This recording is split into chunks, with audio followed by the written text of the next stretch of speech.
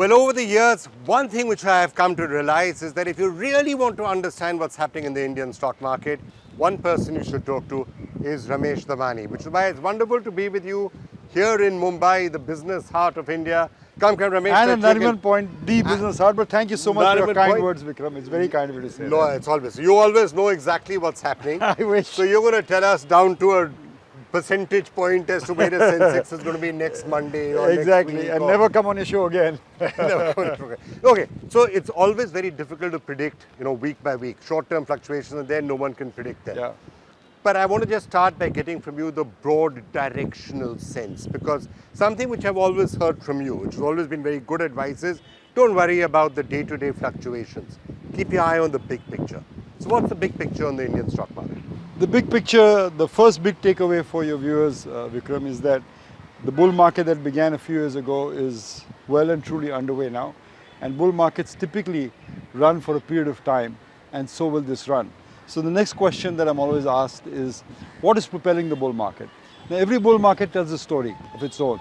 The 92 bull market spoke of India's liberalization, the 2000 of India's technology superpower. So what is this bull market telling you? This bull market is driven by two forces, the two Ds I call them. One, of course, is demographics, and the other, of course, is digitization. And those two currents are propelling these bull markets further. And if you want, we'll take up each of these separately to try and understand how they're propelling this forward. You said a bull market which began a few years back.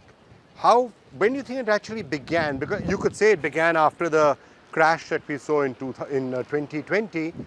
You could also say that 2020 was an abnormal event caused by COVID. So the bull market actually began earlier. That movement from 38,000 to 60 for the Sensex. I think it began the day the finance minister, Mrs. Sitaraman, argued that Indian corporate tax should have gone to 25%. If you remember, the index was up a few thousand points at that particular day. I think it was in 2019 or so. And while COVID tested that bottom, it didn't break at the bottom. It rebounded very quickly. And I think the reasons that bull markets are not very visible when the bull markets start, but as the bull market progresses, they become more and more obvious and plain as the horizon here is that there is a bull market and there's some economic reasons propelling this bull market ahead. But at 60,000, the level is not, or the Sensex is not radically different to what it was in the last 2-3 years. So it's not that there's been a substantially big jump. Well, it's been flattish. I disagree. In the last, and the COVID lows, which is about 3 years back, index was 30,000. You could say was an abnormal low, right? But that's the buying opportunity people get. Yeah. 60,000 has been fairly new territory for the index, which is reached only in the post-COVID, in the COVID period, if you will. And indexes never give you linear returns, Vikram. They zig and zag, and they go ahead, and they test your patience and they reward your conviction. So if you want to remain invested in India, let's take an example. I came back and started my business in 1989. The index was 600 at that time. So from 89 to 2023, any bad thing that you can think has happened to India. We've had the global financial crisis, we've had governments change, we have the communists coming to power, we had plagues in Surat, we had Kargil, and yet the index is up to 60,000. That speaks to the remarkable resilience of the Indian economy and also the power of remaining invested. So as a lot of wise people have said in the stock market, it is not timing the market that is as important as time spent in the market. And I think the next 10, 20 years will be more of the same. The time spent will be more important than timing the market. Okay, so that's the big picture, right? Get into the market and stay invested in it. And if you stay invested for a long enough period, you will make good returns. Right. And that's the big story of how you make wealth. You get into it and you stay in it for a long period of time. Keep your eye, 5 years out, 6 years out, 10 years out, that's what you should do? We're now extending the time frame to 10 years, 20 years horizon because I'm investing for my grandchildren, Vikram. I'm sure you'll appreciate that. I'm looking from their college point of view. But that's not the point. The point is when I came and started my business, the index was about 6,800, the Sensex, 6,800, it's hard to believe it was in triple digits, all right? It's closer to 60,000. And if you look back at the last 30 years, a lot of things have happened in India which are not very bullish. We had the global financial crisis, we had governments go, we've had Kargil, we've had, n number of bull markets end in India. And yet you see, over time, the markets plot ahead. So my feeling is the Sensex, depending on the two time frames you take, the lows and the highs, compounds at a rate of between 14 and 16% a year. That is without dividends. no reason to believe the next 5-10 years will be worse than that. So 14 to 16%, let's just try and understand that number. People know the power of compounding. If you think 14 to 16%, you're pretty much looking at the Sensex, what, doubling within 5 years? Doubling every 5 years, yes. Doubling every 5 years, so it's 60,000 right now.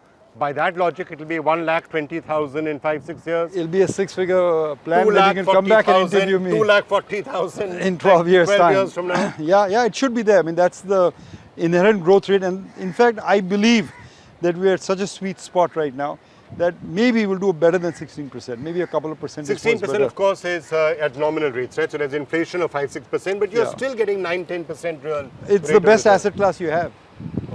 You said there were two factors driving it. Demographics. Let's discuss that first, and then I'll come to digitization. Yeah.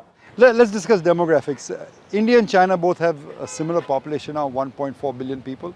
Over the next 30-40 years, India will become 1.75 billion people, and China will decrease by that amount. And in the stock market, we have a strong saying that demographics is destiny. And what that means essentially is that the average age of an Indian right now is about 29-30 years, which means that he was just born post-liberalization of 91-92. And that's extraordinary. We were all products of a generation born in socialism, born in the 60s, born in the 50s in India, right? This is a generation that is now speaking English, is connected to the net. 95% of the people have smartphones with them, are globally connected, don't belong to socialistic Raj, and they belong to the aspirational class of India. And that demographics of India being 1.7 billion people is going to drive enormous change in India in terms, in fact, some economists said that this generation of India, the generation of India born after the 1990s, is probably going to be the biggest source of consume and the biggest source of labor in the knowledge and networked economy. And now if you look around you, you can see how people use the smartphones, how businesses are created using the smartphones, how UPI, Aadhaar are all... and that's the second theme you were talking about, right? Digitization, that you've got demographics, but it's connected to a digital ecosystem and a digital backbone and an India stack that is probably one of the most advanced in the world. So for the first time, normally you say Indians struggle to do well in a time when infrastructure and everything is bad for them. Right. But here, the digital infrastructure actually that India is running off is world-class. Probably better than anywhere else in the world. Yeah, it's a great point because in our generation, one of the highlights was when Neil Armstrong walked the moon. And if you remember, Vikram, when he walked on the moon, he said, it's a small step for man, but a great leap for mankind. And India's digitization is India's moonshot. And there are two pillars to it. There's a domestic component to it and an international component to it. The domestic component, of course, is, as you mentioned, we all have the Aadhaar card, we all have smartphones, we all have UPI, and we all link together. And India did, I think, last year, 8 billion transactions worth over 200 billion. That's almost 4x what US, Britain, Japan, France did combined basis. Yeah. So the digital infrastructure is now dwarfing the physical infrastructure. And we're using Paytm and UPIs and to transact for little as a cup of tea for $50. And it's frictionless and it's zero cost. Just imagine the possibilities of businesses expanding because of that. The amount of money going directly due to Jan Dhan schemes that employees have. So that is one part of the digitization debate. The second part is what COVID brought to the front, is that increasingly the world is relying on India's digital technologies in order to improve and enhance their own societies.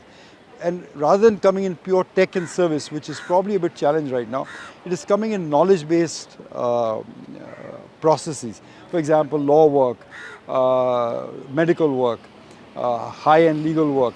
All that is now coming to India because the cost of communication is cheap, the cost of office is cheap in India, and those specialized BPO or KPO firms will have secular growth paths ahead of them, almost manifest in many, many professions. Till AI changes all of that, but that's a separate question. That well may, but I think we'll still create some additional jobs for that. Okay.